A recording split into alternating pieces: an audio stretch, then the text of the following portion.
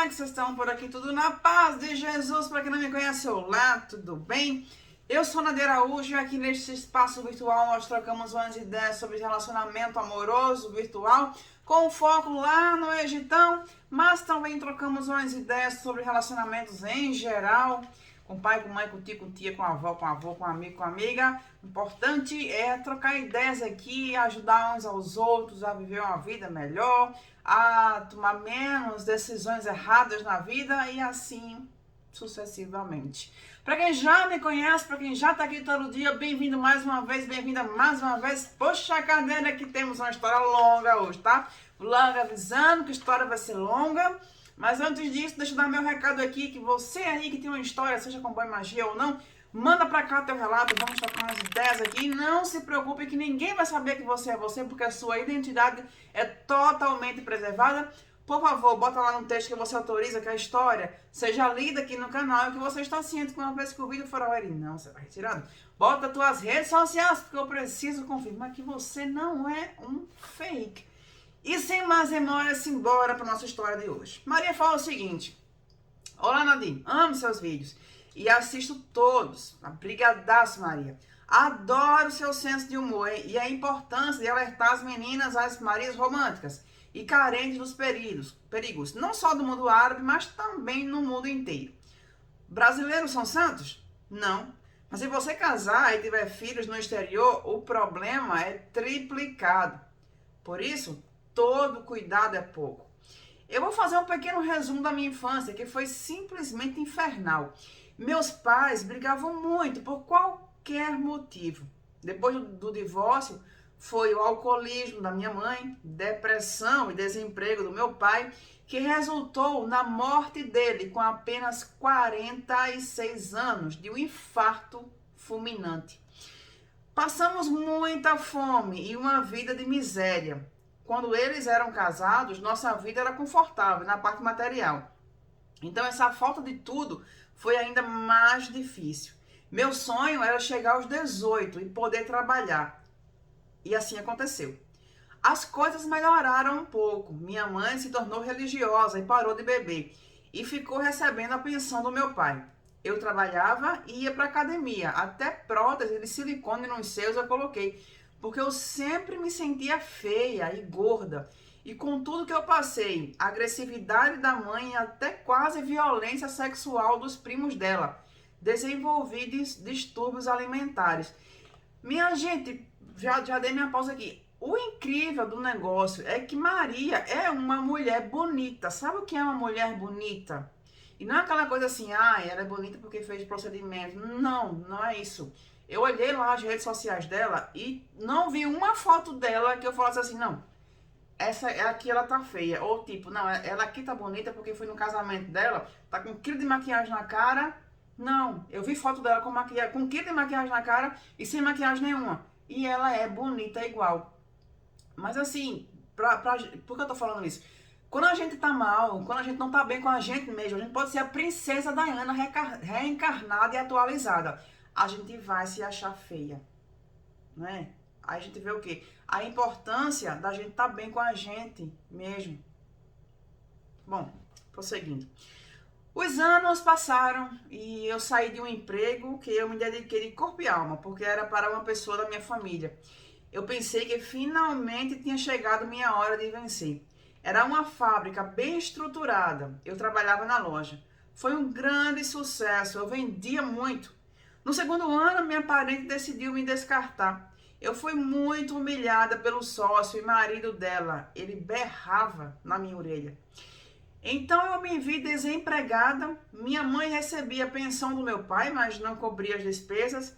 Eu fiquei arrasada, triste, passava o dia inteiro trancada no meu quarto.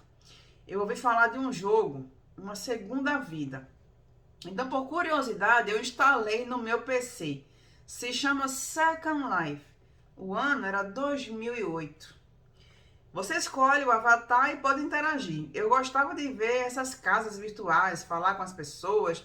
Então eu conheci um europeu. Ele era muito paciente, tranquilo, e nesse jogo podemos fazer tudo, até esse EXO. Ele era um príncipe, nós usávamos a voz. Após um mês no jogo, eu pedi para vê-lo no Skype. Ele era um homem de 47 anos. Eu achei bonito e simpático.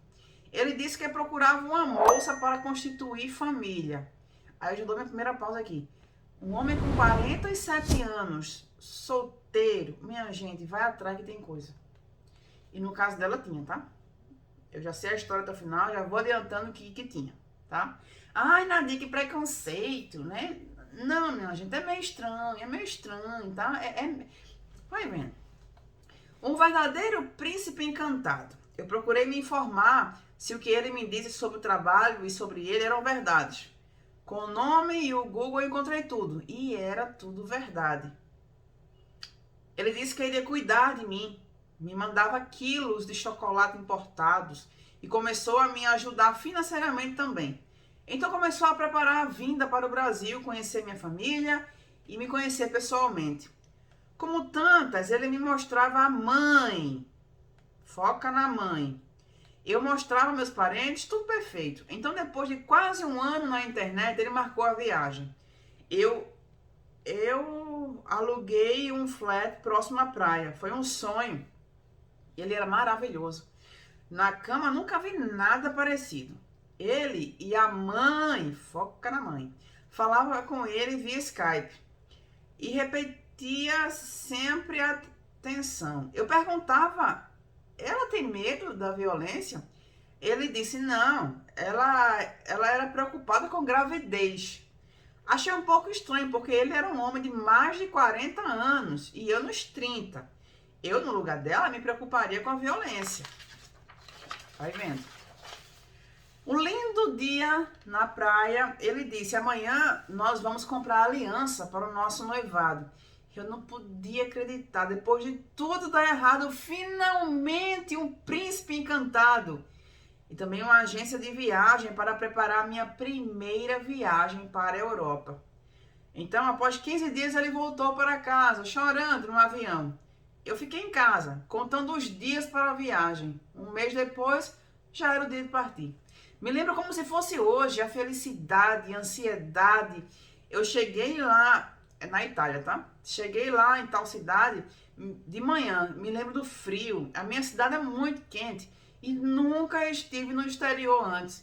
Entrei, desembarquei, ele estava lá, todo elegante. Foram dias de turismo e felicidade pura.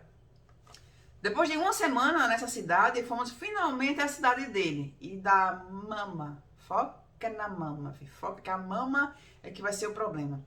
Eles moravam numa linda cidade em uma colina, em uma casa muito bonita, de 2 andares, 2 banheiros, 4 quartos, muito bem cuidada e com um lindo jardim. A mãe era uma senhora viúva de mais de 70 anos na época. Ela tinha preparado um bolo, um jantar delicioso. Parecia ser uma pessoa boa e gentil. Achava engraçado a maneira dela tratar o filho como uma criança de 5 anos. Ele tinha um irmão caçula, mas era assunto proibido. O quarto dele era coberto com plásticos, uma coisa um pouco estranha, já que eram mais de 10 anos que ele tinha saído de casa para se casar. O outro quarto era da avó materna, morta há 15 anos, com todos os vestidos. O quarto do meu então noivo era um quarto de criança, com uma pequena cama e carrinhos. Ela não deixava ele trancar a porta do banheiro. Eles brigavam e ele não respeitava ela. Parecia que estava ouvindo meu pai dizer, filha, quando você tiver um namorado, observa como ele trata a mãe dele, porque ele vai ser pior com você. Sempre a primeira vez é tudo maravilhoso. Eu passei 3 meses no Brasil e 3 meses lá. A segunda vez, aliás, eu passava 3 meses no Brasil e 3 meses lá. A segunda vez, a velhinha já disse que não me queria na casa dela, pois eu perdia muitos cabelos e ela não iria ficar limpando. Eu procurava sempre ajudar nas tarefas, mas tudo bem. Então, quando eu cheguei, ele me levou à casa da família paterna, que ficava de frente à casa da velhinha. Era uma casa assustadora, gigantesca. Ele disse, nós vamos viver aqui, depois do casamento. Com a desculpa que faria uma B&B, uma espécie de pousada, muito usada na Europa. São quartos com banheiro e café da manhã. Eu achei uma ótima ideia. Ele disse, aqui é turístico, você vai cuidar disso enquanto eu trabalho fora. Ele estava na justiça com outros herdeiros e até mesmo contra o irmão. Na minha cabeça de brasileira, ele estava doente por essa casa, porque trabalharia para a família para revender mais cara. Errei todas. É um palácio histórico, gótico, de mais de 200 anos. O verdadeiro motivo era outro. Eu entendi muito tempo depois. Após 2 anos de noivado, chegamos ao casamento mal assombrado. Nos casamos, numa linda igreja histórica, tudo parecia lindo, mas eu sentia que eu estava fazendo merda. Ele pensava apenas em pousar para o fotógrafo e correr atrás da mãe dele, foca na mãe. Eu vi as fotos do casamento, o casamento perfeito. Sabe o que é perfeito? O casamento assim, a roupa dela perfeita, o local perfeito, tudo assim, impecável.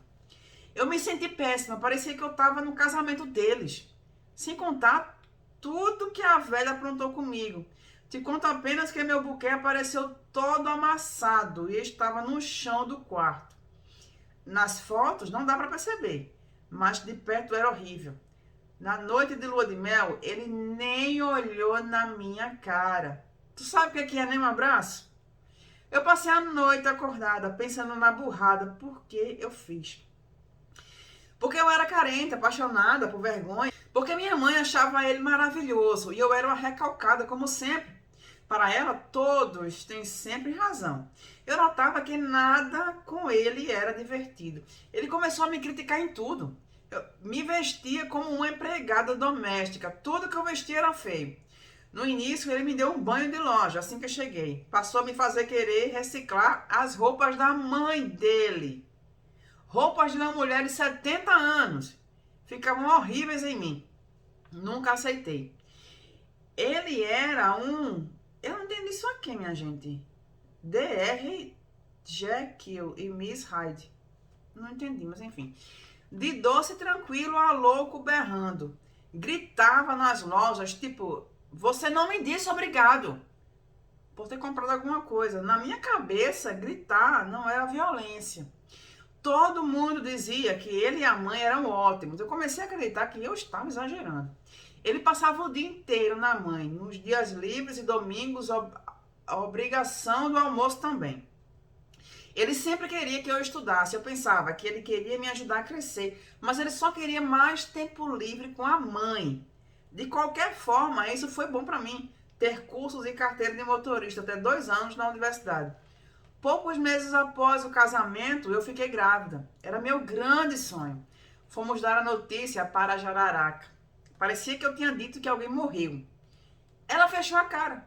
E, detalhe, ela não tinha netos. Com 7 semanas começou um pequeno sangramento.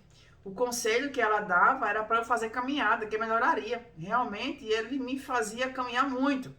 E eu estava terminando um curso. Ele me deixou plantada, com sangramento, no meu curso, de 17 às 20 horas da noite. Claro, quando ele chegou, eu disse, por que você me deixou plantada? Eu estava sangrando. E ele disse berrando, minha mãe não tinha água quente. Eu nunca vou deixar minha mãe por ninguém.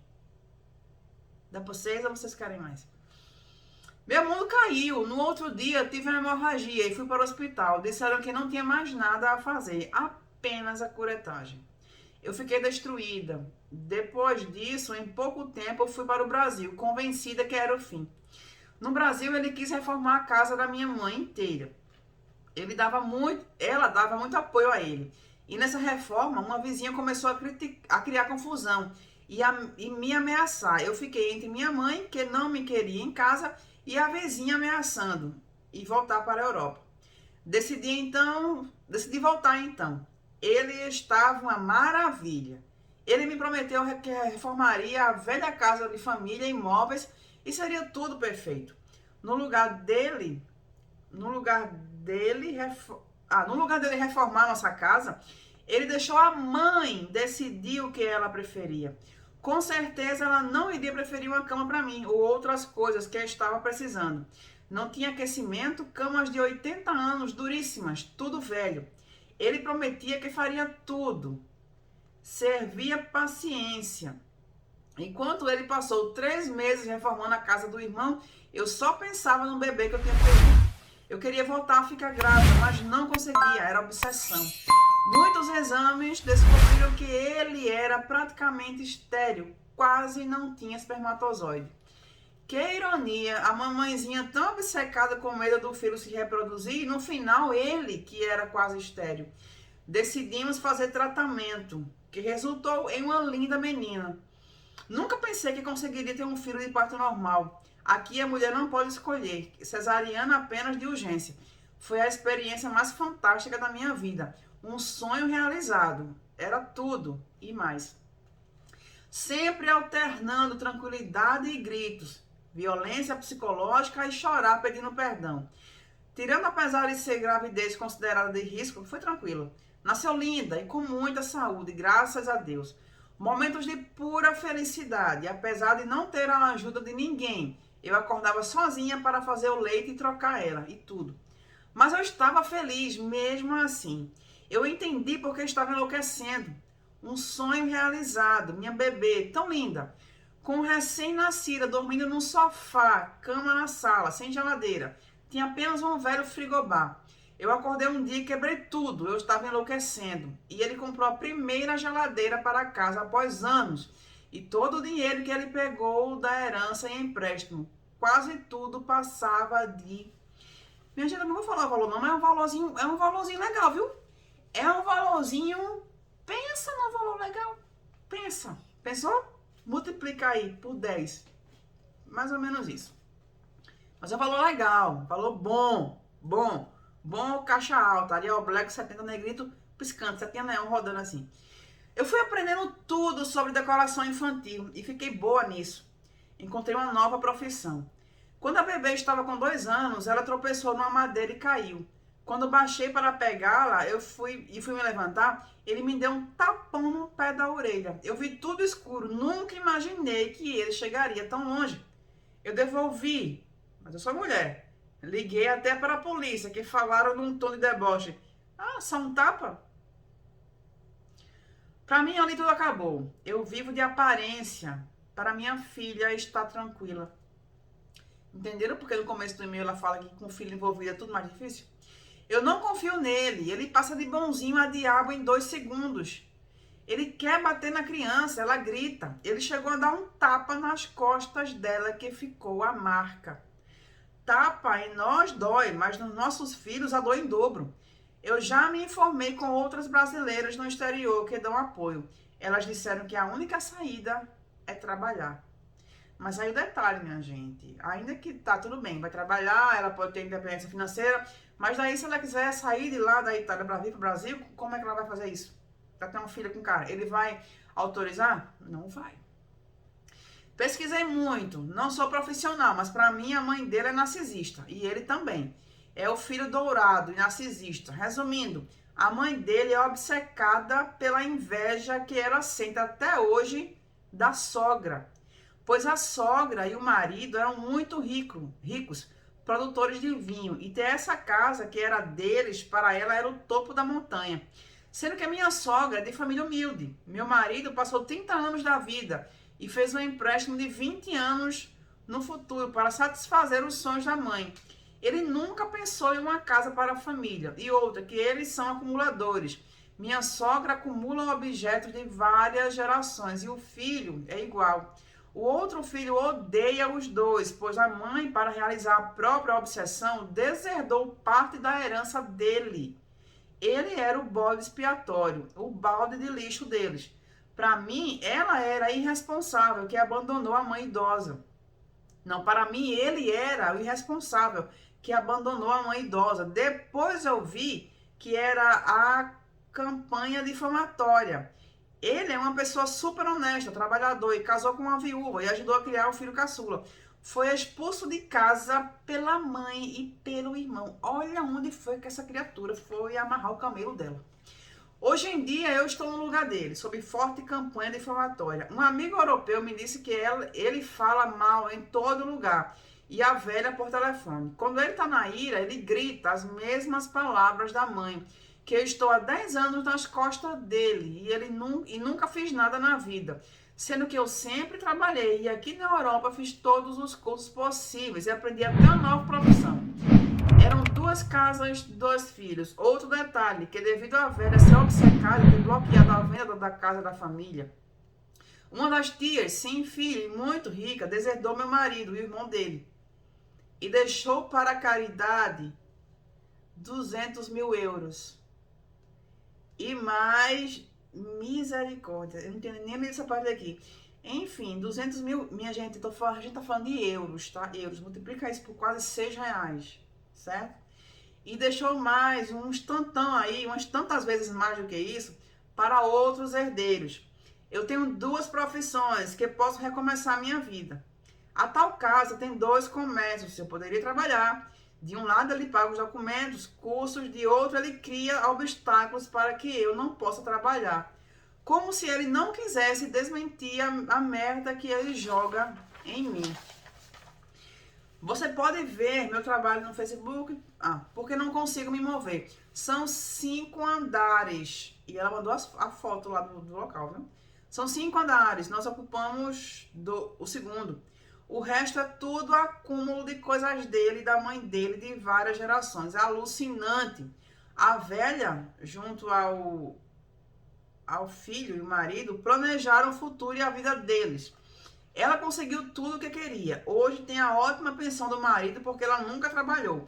E vive no sonhado palácio entre cabeleireira, manicure e as fofocas pelo celular. O filho, afundado em dívidas, ele é concursado, ganha melhor que um engenheiro na Europa e jogou tudo para satisfazer uma mãe de 85 anos. Resumindo, a mãe ficou viúva aos 50 anos e pegou o filho como marido. E sem exagero, a relação deles é quase de casal. Ele queria se reproduzir e alguém para ser babysitter e bode expiatório. Eles são a perfeição e as vítimas da estrangeira preguiçosa, morta de fome. E aí ela fala que vai me mandar umas fotos, ela me mandou fotos deles dois, do filho e da mãe e tal.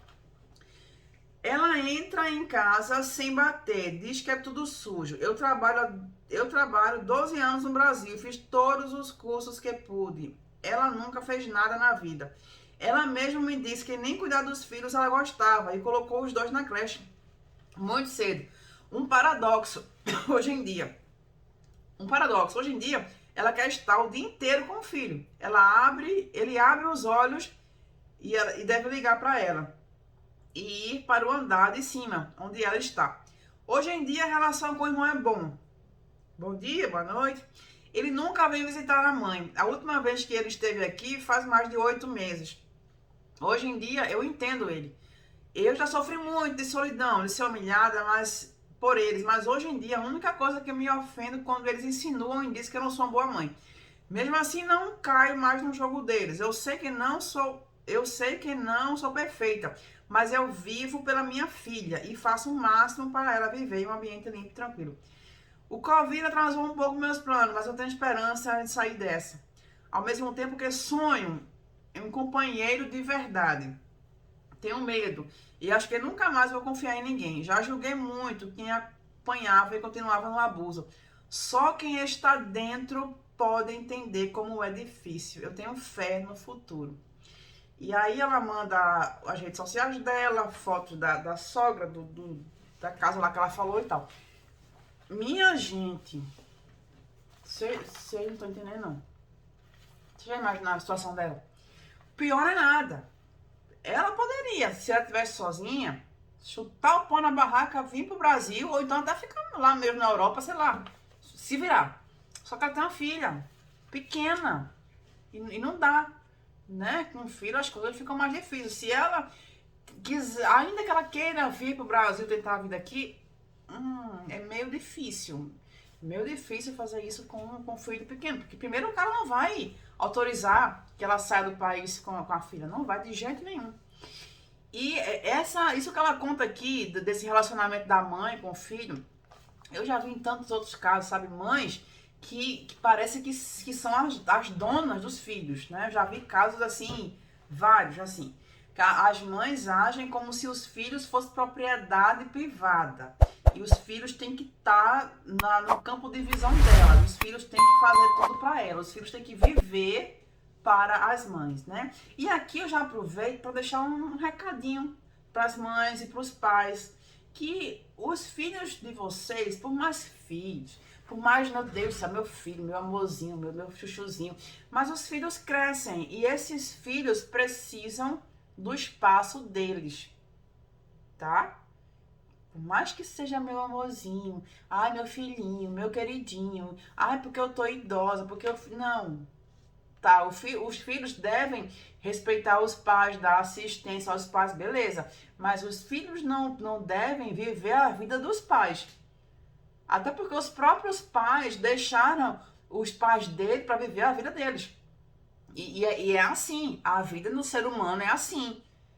As pessoas têm seus filhos, esses filhos crescem, e esses filhos têm que sair da aba dos pais para fazer a vida deles. Mas, infelizmente, tem pais que não entendem isso. Tem pais que querem escravizar os filhos, querem que os filhos fiquem ali. Os filhos não podem ter a vida deles, não. E é uma pressão psicológica pela fé. Né? Só Jesus na causa. Né? É as conhecidas mães narcisistas. E eu não entendo muito... como é que eu poderia falar, meu Deus? Eu não sou especialista nisso, tá? Não sou especialista. Mas pelo que eu já li de mãe narcisista, as mães que têm mais de um filho, sempre tem aquele filho que ela pega pro altar e tem aquele filho que ela pega pro lixo, né? Eu já li alguma coisa a respeito. E essa história de Maria aqui se encaixa bem nisso, né? A véia lá tem 2 filhos. O marido de Maria é o filho do altar e o irmão dele é o filho do lixo. E vocês perceberam que ela falou, quando chegou lá na casa, ela viu o quarto do filho lá, e o filho era um assunto proibido, né? Que a ideia era que o filho, meu Deus, o filho abandonou a mãe, que absurdo, como é que pode? Meu Deus, a mãe idosa deixou a mãe. Não, o filho provavelmente era o filho do lixo, e ele percebeu isso, que não dava para viver com a mãe narcisista nesse estilo, e ele fez o que era para ter sido feito. Ele foi viver a vida dele. Enquanto isso, o outro já não teve a mesma sorte, né? E o pior de tudo, Maria se agarrou com o filho lá, o filho do altar. E Maria tá lá, se lascando todinha. Mas, Maria, eu te desejo sorte, tá? Desejo sorte, que tu seja feliz, que de uma forma ou de outra, né? Enfim, tu sejas feliz, que as coisas se resolvam, porque a tua situação é difícil. Para mim, que estou aqui longe, para mim que estou com a minha liberdade aqui, liberdade neste sentido aqui, é muito fácil resolver, né? O pessoal que está aqui assistindo a história, de repente, mas é porque eu no lugar dela faria isso, eu no lugar dela faria aquilo. Não, mas é ela é quem sabe onde que o calo aperta, ela que sabe, porque é que apesar de tudo, ela ainda está lá, há 10 anos nessa situação, principalmente agora com a filha. Né? Cada um que sabe onde o calo aperta. É muito fácil pra gente que não tá na situação resolver os problemas alheios. É a coisa mais fácil do mundo. Mas ela é quem sabe. Então eu te desejo sorte, tá? Peço que Deus te ajude, que Deus resolva tuas causas e, enfim, que resolva. Que tu possas ter uma vida mais tranquila pra também dar uma vida tranquila à tua filha, ok? E vocês aí, meu povo, o que é que vocês me dizem dessa história? Hã? Vamos lá, simbora dos comentários. Vejo vocês lá e no vídeo de amanhã. Tchau, tchau.